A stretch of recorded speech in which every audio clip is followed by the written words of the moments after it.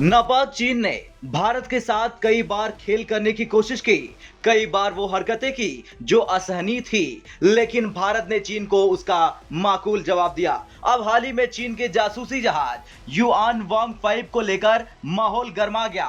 भारत, श्रीलंका और चीन के बीच में दरअसल भारत की ओर से चीनी जहाज के श्रीलंका के हम्बनटोटा बंदरगाह में डेरा डालने का कड़ा विरोध किया गया, लेकिन चीन को जुबानी भाषा समझ में नहीं आती और इसीलिए उसने भारत के इस कड़े विरोध को अनसुना कर दिया और अपने जहाज को हम्बनटोटा के लिए रवाना भी कर दिया। लेकिन भारत तो भारत है। चीन की इस हरकत के बाद श्रीलंका में चीनी जहाज के विरोध और भारत के समर्थन में आवाजें तेज हो गई। मतलब खेल हो गया चीन के साथ। और श्रीलंका में तमिल दलों के गठबंधन तमिल नेशनल अलायंस ने खुल्लम खुल्ला चेतावनी दी कि अगर श्रीलंका की सरकार चीनी सेना के जहाज को अनुमति देती है तो भारत को अपनी आत्मरक्षा का वैधानिक अधिकार है। सीएनए ने एक बयान जारी कर कहा, सख्ती के लिए टकराव में किसी का पक्ष नहीं लेना चाहिए। चीन का अंतरिक्षयान की निगरानी करने वाले जहाज युआन वांग 5 आगामी 5 अगस्त को हम्बनटोटा बंदरगाह में प्रवेश करने जा रहा, जिससे क्षेत्र में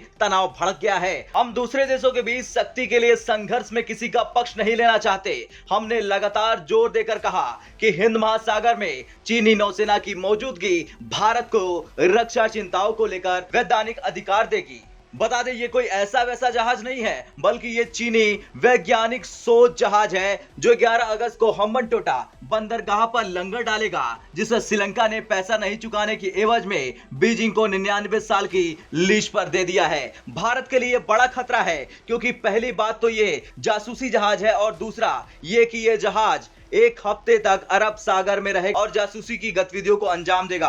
अब चीनी जासूसी जहाज के आने की खबर से भारत के साथ साथ अमेरिका की भी टेंशन बढ़ गई है। अब चीन ने क्या दावा किया इस जहाज को लेकर यह भी जान लिया जाए। दरअसल चीन का दावा है कि वो समुद्री तस्करों से निपटने के लिए अपने युद्धपोतों के दौरों को बढ़ा रहा है। हालांकि ये सबके समझ से परे है और विशेषज्ञ भी चीन के इन दावों से सहमत नहीं है। उनका कहना है इस तरह के शोध के नाम पर चीन हिंद महासागर में अपनी पनडुब्बियों के लिए रास्ता तलाश करता है। इसके अलावा चीन की कुटिल नजर हिंद महासागर में छिपे प्राकृतिक संसाधनों जैसे तेल और गैस पर भी है। इसके अलावा चीन को बड़े पैमाने पर मछलियों की जरूरत है। इन सभी की जांच इस तरह के शोध के नाम पर कर सकता है। यह पहली बार नहीं जब चीन प्रशांत महासागर से लेकर हिंद महासागर तक शोध के नाम पर जासूसी करता रहा है। इस जहाज की बात करें तो खुद चीन की सेना के मुताबिक स्वदेश में बना तीसरी पीढ़ी का यह जहाज स्पेसक्राफ्ट की निगरानी करने में सक्षम है। चीन की समुद्री निगरानी क्षमता की रीढ़ कहा जाता है। चीन ने इसी जहाज की मदद से अपने अंतरिक्ष स्टेशन सेनझोउ,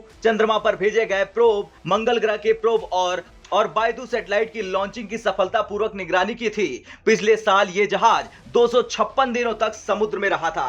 खैर, अब देखना यह होगा कि तमिलों की चेतावनी के बाद क्या चीनी सेना के जहाज को अनुमति देगा श्रीलंका और क्या चीन को एक बार फिर से इस खेल में मात मिलेगी। ब्यूरो रिपोर्ट, भारत तक।